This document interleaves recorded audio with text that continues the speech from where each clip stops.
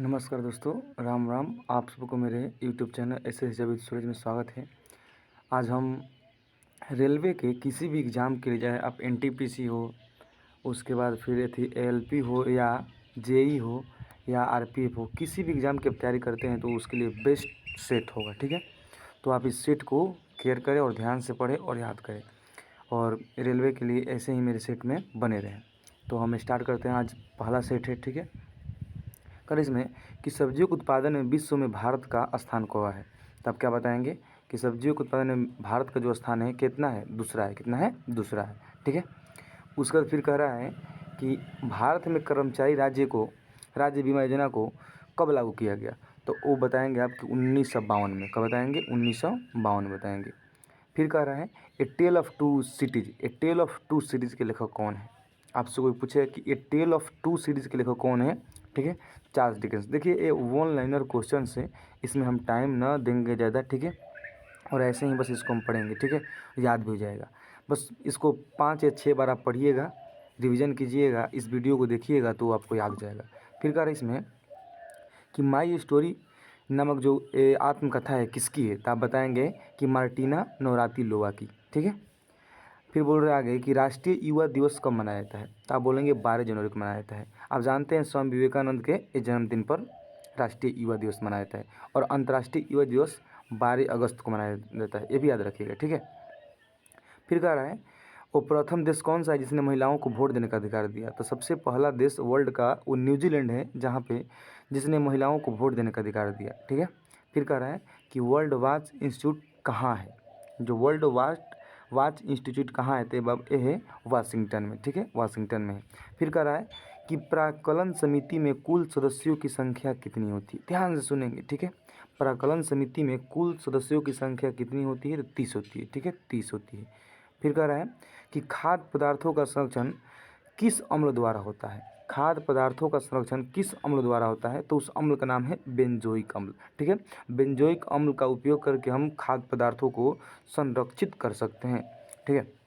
आगे कह रहा है कि लाइसोसोम, जिसे आत्महत्या की थैली कहा जाता है, ठीक है, इसका खोज किसने और कब किया था। ठीक है। तो आपसे कोई पूछेगा कि लाइसोसोम की खोज किसने किया था, तो डी डोवे ने किया था। यहाँ पे डुवे लिखा है, डी डोवे भी पढ़ा जाता है, ठीक है। उसने 1958 में किया। तो याद रखेंगे कि लाइसोसोम की खोज 1958 में डी डोवे ने किया। ठीक है। आगे कह रहे हैं कि लोकसभा को कौन सा सदन कहा जाता है। तो लोकसभा को जनता का सदन कहा जाता है। देखिए सदन दो होते हैं, एक ऊपरी सदन, एक निम्न सदन। ठीक है। तो लोकसभा निम्न सदन है और इसको जनता का सदन कहा जाता है। ठीक है। कह रहा है कि वर्णधता से संबंधित रंग कौन सा है। मतलब जब लोग अंधे होते हैं, आँख से कम दिखाई देता है, तो उस समय किस रंग को पहचान करने में तकलीफ़ होती है। ठीक है। तो उस वक्त जब लोग को आँखों से कम दिखाई देता है तो वो लाल और हरा रंग को साफ साफ पहचान नहीं पाते हैं। फिर कर इसमें आगे कि केंद्रीय असेंबली में किसने बम फेंका था। जो कि दिल्ली में है केंद्रीय असेंबली, जब वो सभा चल रहा था उसमें बम किसने फेंका था, तो हमारे फेवरेट भगत सिंह और बटुकेश्वर दत्त ने उस केंद्रीय असेंबली में बम फेंका था। ठीक है।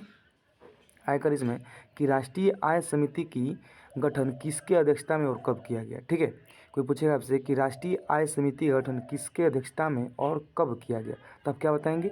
राष्ट्रीय आय समिति गठन 1949 में पीसी महालोनोबिस के अध्यक्षता में किया गया। ठीक है, इस बात को नहीं भूलेंगे। राष्ट्रीय आय समिति गठन 1949 में पीसी महालोनबिस की अध्यक्षता में किया गया था। ठीक है।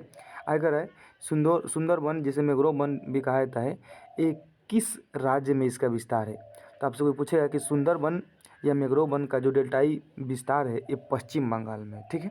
तो आज बहुत ही कम समय में, 5 से भी कम मिनट में हमने एक सेट कंप्लीट कर लिया है। देखिए मेरे सेट का लाने का मकसद ही कम समय में अधिक नॉलेज प्राप्त करें, और वो भी किसी भी, देखिए कोई भी एग्ज़ाम होता है रेलवे में, या एसएससी का भी एग्ज़ाम भी ले सकते हैं, लेकिन खासकर रेलवे के लिए स्पेशलिस्ट है।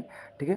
कोई भी रेलवे का एग्ज़ाम होगा उसके लिए काफ़ी ये हेल्पफुल होगा, और एसएससी के लिए भी होगा। तब किसी भी एग्ज़ाम की तैयारी करते हैं इस वीडियो को देख सकते हैं, काफ़ी शॉर्ट वीडियो है। ठीक है। और ऐसे ही मेरे यूट्यूब चैनल से बने रहे और सब्सक्राइब जरूर करें। धन्यवाद।